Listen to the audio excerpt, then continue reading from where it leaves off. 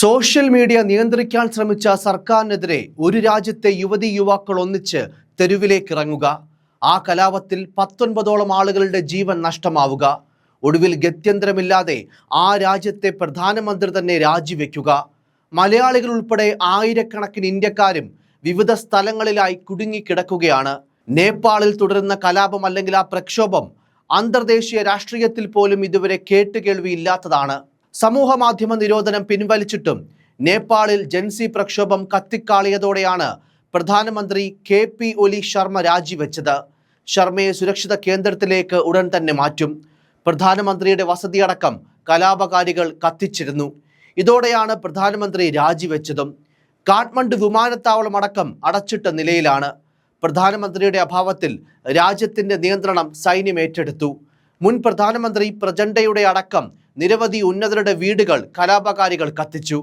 പ്രക്ഷോഭകർ അക്രമാസക്തരായതിനെ തുടർന്ന് തലസ്ഥാനമായ കാഠ്മണ്ഡു ഉൾപ്പെടെ വിവിധ പ്രദേശങ്ങളിൽ കർഫ്യൂ പ്രഖ്യാപിച്ചിരിക്കുകയാണ്. അതേസമയം സർക്കാരിലുള്ള കൊലപാതകികളെ ശിക്ഷിക്കണമെന്നും കുട്ടികളെ കൊല്ലുന്നത് അവസാനിപ്പിക്കണമെന്നും പ്രക്ഷോഭകാരികൾ ആവശ്യപ്പെട്ടു. കലാപം അന്വേഷിക്കാൻ പ്രത്യേക സമിതിയെ സർക്കാർ നിയോഗിച്ചിട്ടുണ്ട്. 15 ദിവസത്തിനുള്ളിൽ റിപ്പോർട്ട് നൽകണം. കലാപത്തിൽ ഇന്നലെ 19 പേർ കൊല്ലപ്പെടുകയും 300 പേർക്ക് പരിക്കേൽക്കുകയും ചെയ്തിരുന്നു. ഇന്ന് കലാപത്തിൽ മരിച്ചവരുടെ എണ്ണം 20 ആയെന്നാണ് അനൗദ്യോഗികമായ റിപ്പോർട്ടുകൾ. ഇന്നും രൂക്ഷമായ സംഘർഷമാണ് ഉണ്ടായത്. WhatsApp, Facebook, Instagram, X, YouTube എന്നിവയടക്കം 26 സമൂഹ മാധ്യമ സൈറ്റുകൾ കഴിഞ്ഞ വ്യാഴാഴ്ച സർക്കാർ നിരോധിച്ചതോടെയാണ് പ്രക്ഷോഭങ്ങളുടെ ആരംഭമായത്. IT വാർത്താവിനിമയ മന്ത്രാലയത്തിൽ സൈറ്റുകൾ രജിസ്റ്റർ ചെയ്യണമെന്ന വ്യവസ്ഥ പാലിക്കാതെ വന്നതോടെയാണ് സർക്കാർ നടപടിയെടുത്തത്. പ്രമുഖ രാഷ്ട്രീയ പാർട്ടികളുടെ ഓഫീസുകൾക്ക് നേരെയും ആക്രമണം തുടരുകയാണ്. അതേസമയം അഴിമതിയോടും ഭരണകൂട നിസ്സംഗതയോടുമുള്ള യുവജന പ്രതിഷേധമാണ് ഉയർന്നതെന്നാണ് കാഠ്മണ്ഡുവിലെ മലയാളികൾ പറയുന്നത്. പ്രധാനമന്ത്രി രാജിവെക്കും വരെ പിന്നോട്ടില്ലെന്നായിരുന്നു പ്രക്ഷോഭകരുടെ നിലപാട്. ഇന്നലെ തുടങ്ങിയ സംഘർഷത്തിൽ ഇതുവരെ 19 പേരാണ് മരണപ്പെട്ടത്. അത് ഇന്നുകൂടിയായതോടെ 20 പേരായെന്നും പറയപ്പെടുന്നു. ഇന്നലെ രാത്രിയോടെ നേപ്പാളിൽ സമൂഹ മാധ്യമ നിരോധനം പിൻവലിച്ചിരുന്നു. ദേശീയ സുരക്ഷാ പേരിലുള്ള സോഷ്യൽ മീഡിയ നിരോധനത്തിനെതിരായ ജൻസികളുടെ പ്രക്ഷോഭം നേപ്പാളിലാകെ കത്തിപ്പടർന്നതിന് പിന്നാലെയാണ് സർക്കാർ ഈ തീരുമാനത്തിൽ നിന്ന് പിന്നോട്ടെത്തിയത്. സാമൂഹിക മാധ്യമങ്ങൾ സർക്കാർ നിരോധിച്ചതോടെയാണ് നേപ്പാളിൽ സർക്കാരിനെതിരെ ജൻസി വിപ്ലവം എന്ന പേരിൽ യുവാക്കൾ പ്രക്ഷോഭം ആരംഭിച്ചത്. വെള്ളിയാഴ്ച ആരംഭിച്ച പ്രക്ഷോഭത്തെ തിങ്കളാഴ്ച സർക്കാർ അടിച്ചമർത്താൻ ശ്രമിച്ചതോടെ അത് കലാപ സമാനമായി മാറി.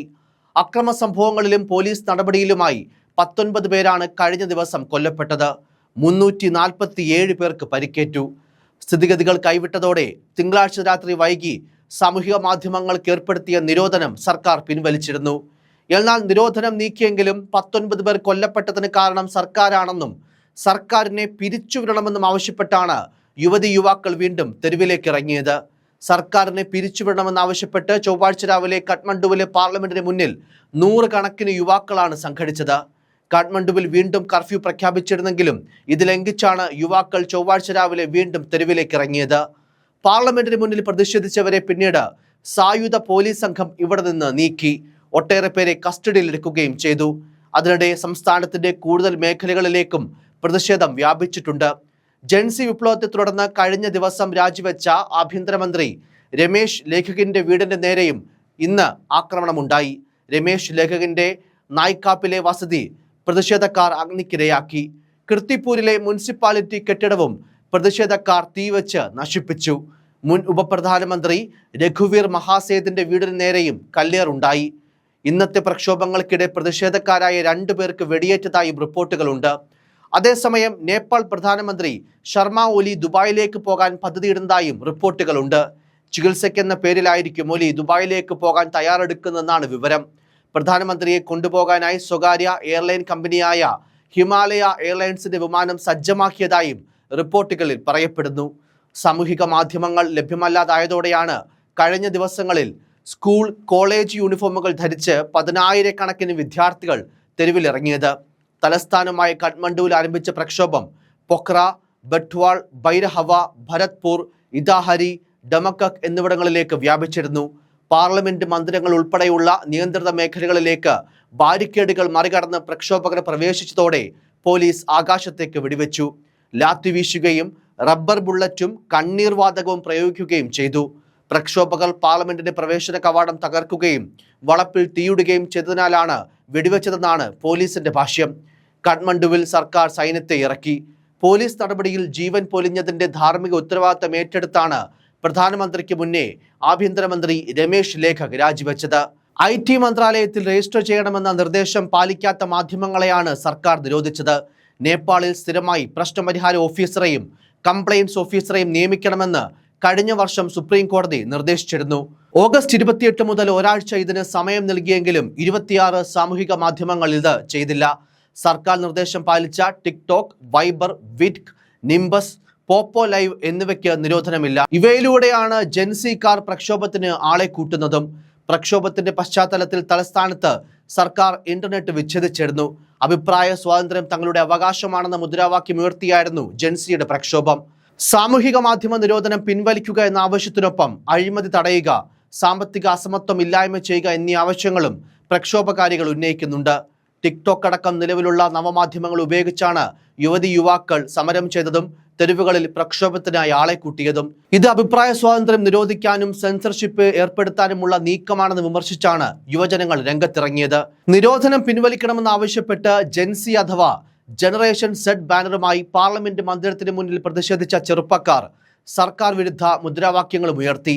മുൻകരുതൽ നടപടിയുടെ ഭാഗമായി അടുത്ത 2 ദിവസത്തേക്ക് നേപ്പാളിലെ നിരവധി നഗരങ്ങളിലെ സ്കൂളുകളും കോളേജുകളും അടച്ചിടുമെന്നും അധികൃതർ പ്രഖ്യാപിച്ചിട്ടുണ്ട്. ഇതിനിടെ സെപ്റ്റംബർ 9, 10, 11 തീയതികളിൽ രാജ്യവ്യാപകമായി നടത്താനിരുന്ന എല്ലാ പരീക്ഷകളും മാറ്റിവെച്ചു. യുവാക്കളുടെ പ്രതിഷേധം ശക്തമാകുന്നതിനിടെ കാഠ്മണ്ഡുവിലെ തന്ത്രപ്രധാന മേഖലകളിലേക്ക് കർഫ്യൂ വ്യാപിപ്പിച്ചിട്ടുണ്ട്. ഇതിനിടെ നേപ്പാളിൽ തങ്ങുന്ന ഇതര രാജ്യക്കാർക്ക് കർശന നിബന്ധനകൾ ഏർപ്പെടുത്തി. തിരികെ പോകേണ്ട അടിയന്തര സാഹചര്യമില്ലെന്നാണ് ഇതുവരെയുള്ള വിശദീകരണം. അതേസമയം നേപ്പാളിലുള്ള ഇന്ത്യൻ പൗരന്മാർ ജാഗ്രത പാലിക്കണമെന്ന് വിദേശകാര്യ മന്ത്രാലയം അറിയിച്ചു. നേപ്പാൾ സർക്കാരിന്റെ മാർഗനിർദ്ദേശങ്ങൾ പാലിക്കണം. ചർച്ചകളിലൂടെ പ്രശ്നം പരിഹരിക്കപ്പെടുമെന്നാണ് പ്രതീക്ഷ. സ്ഥിതിഗതികൾ നിരീക്ഷിച്ചു വരികയാണെന്നും ഇന്ത്യ അറിയിച്ചു. നേപ്പാളിലെ പ്രതിഷേധം ഇന്ത്യയിലേക്ക് വ്യാപിപ്പിക്കാതിരിക്കാൻ അതിർത്തി രക്ഷാസേന നിരീക്ഷണവും ശക്തമാക്കിയിരുന്നു. അതേസമയം നേപ്പാളിലെ സാമൂഹിക മാധ്യമ നിരോധനത്തെ തുടർന്നുള്ള ജെൻസി കലാപത്തിൽ നിരവധി മലയാളികളാണ് കുടുങ്ങിയത്. കോഴിക്കോട്, മലപ്പുറം ജില്ലകളിൽ നിന്ന് പോയ 40ഓളം പേരാണ് നേപ്പാളിൽ കുടുങ്ങിയത്. കാഠ്മണ്ഡുവിന് അടുത്തുള്ള ഗോസാല എന്ന സ്ഥലത്താണ് ഇവർ കുടുങ്ങിക്കിടക്കുന്നത്.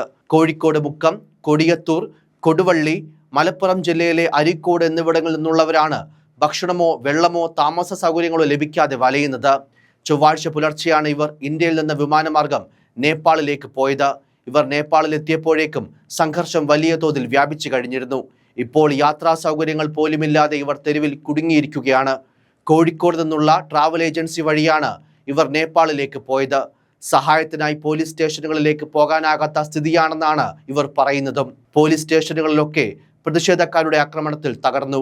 ചിലയിടങ്ങളിൽ അടുത്തേക്ക് പോകാനാകാത്ത തരത്തിൽ അടച്ചിട്ടിരിക്കുകയാണ്. പ്രായമായവരുൾപ്പെടെയുള്ള സംഘമാണ് തെരുവിൽ കുടുങ്ങിയത്. സംഘർഷത്തെ തുടർന്ന് കാഠ്മണ്ഡു വിമാനത്താവളം അടച്ചിരിക്കുകയാണ്.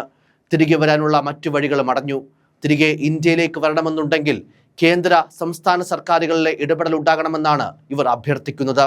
News desk, Focus News TV.